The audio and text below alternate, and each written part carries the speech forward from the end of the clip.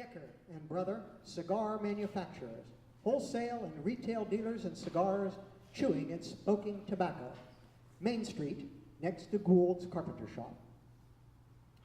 F.M. Chapman, cabinet maker and undertaker. There follows a beautiful engraving of a coffin. I am at all times prepared to furnish coffins of every size and style, metallic burial cases and caskets furnished to order, and no pains spared to render entire satisfaction.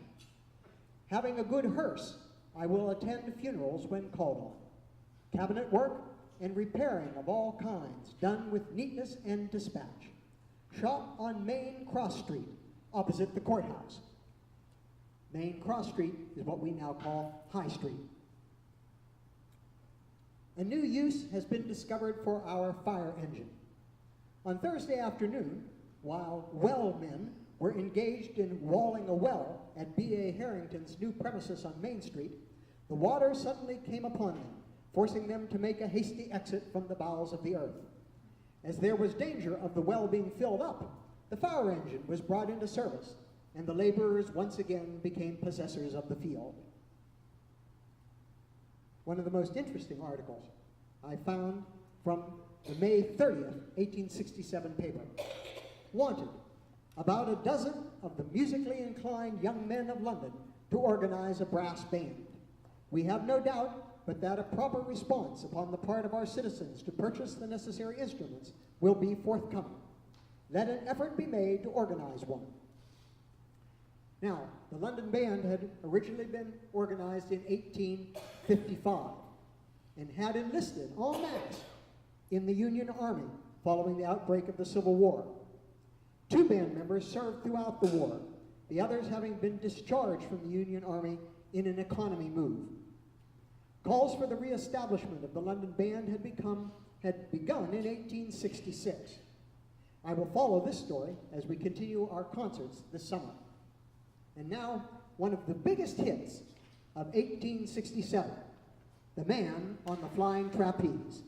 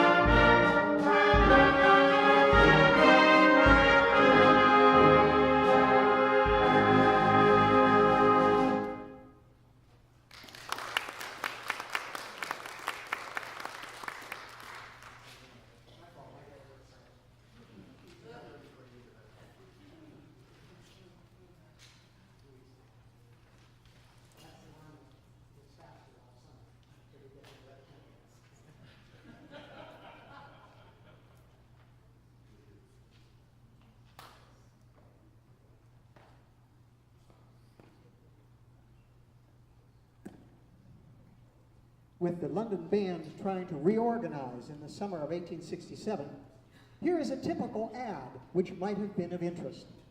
William Hall & Son, 543 Broadway, New York.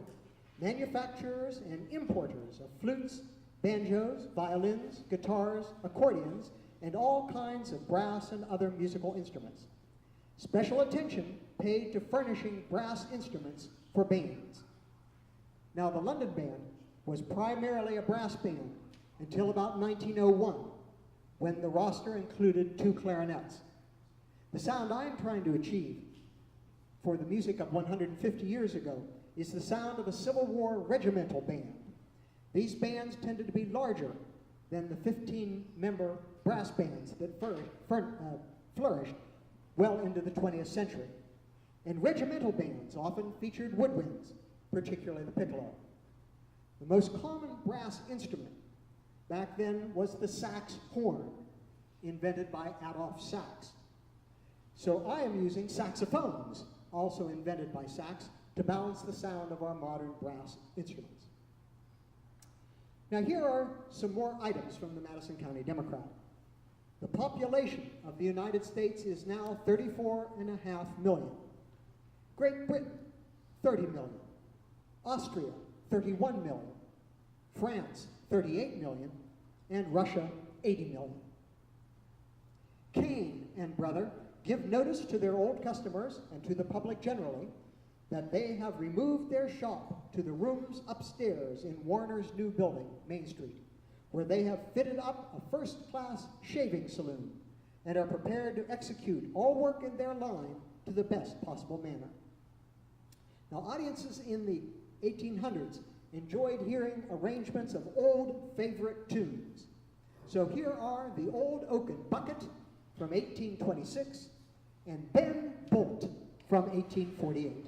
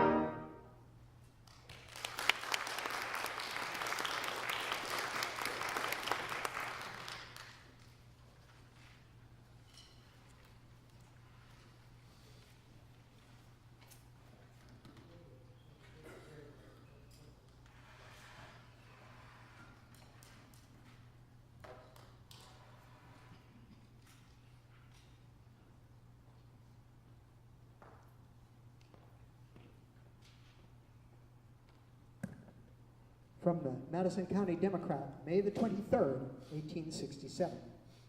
Think of it. The total indebtedness of the United States government is officially reputed to be $2,668,875,098.58. The receipts of the Internal Revenue are less than $500,000 per day, and with all our vast resources, we are but barely able to pay the interest upon the public debt, to say nothing of paying the expenses of the government. That was also in the dispatch this morning. Miss Hayes' theatrical troupe was at Marion the last 3 days of last week. They undertook to improve the morals of that town by giving them 10 nights in a barroom. The company proceeded thence to Mansfield. The reference is to the 1854 temperance novel, 10 Nights in a Barroom and What I Saw. The regular annual meeting of the State Teachers Association will be held at Springfield, commencing Monday evening, July the 1st. Governor Cox will deliver the annual address. Addresses by Professor J.E. Murdoch of Cincinnati and Mrs. Mary Howe Straith of Oswego, New York are announced. London, being within an hour's ride of Springfield, of course, everyone from Madison County will be fully represented.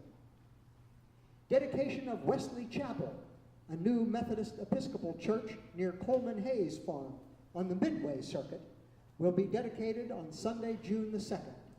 Love Feast at 9 o'clock a.m. and preaching at 11 o'clock by Reverend A.G. Byers, chaplain of the Ohio Penitentiary. Now, an interesting combination of two old tunes. The first, See the Conquering Hero Comes, composed in 1746 by George Frederick Handel, and here set as a march. And the next, the Civil War tune, Cheer, Boys, Cheer.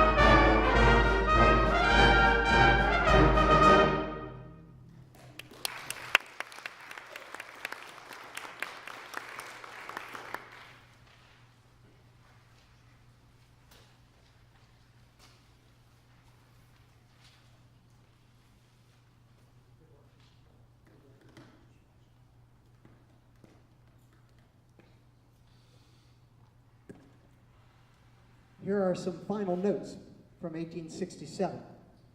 The work on the Mount Sterling Turnpike continues. On Saturday, June the 1st, A.D. 1867, I will let to the lowest responsible bidder on the grounds near to and southwest from the town of Mount Sterling, Madison County, Ohio, the grading and graveling of 3 sections of road.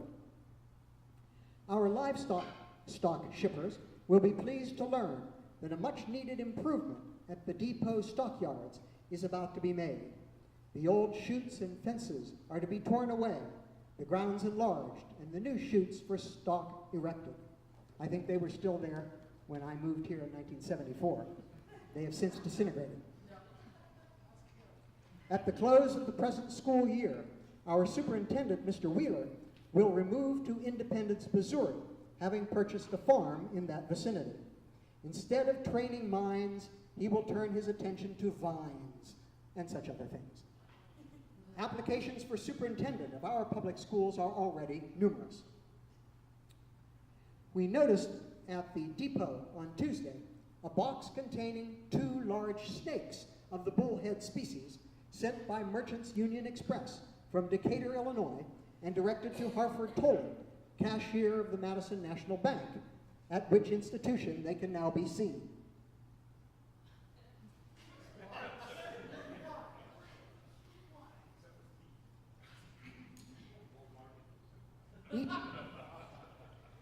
Each issue of the weekly paper included many items of humor, or what passed for humor in 1867.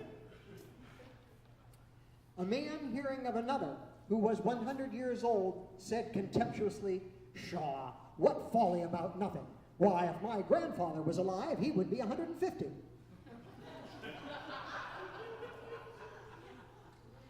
Now, we come to the end of this concert by the London Silver Coronet Band. We thank you for attending. Our summer season will continue on Sunday, July the 16th at 7 p.m. in the gazebo in Cowling Park. We want to also thank the church for allowing us to have the concert here and in the air conditioning, which you probably weren't sorry that it was outside. We will conclude, as we traditionally do, with an arrangement of the Star-Spangled Banner from our band's library dated 1893. Ladies and gentlemen, the National Anthem.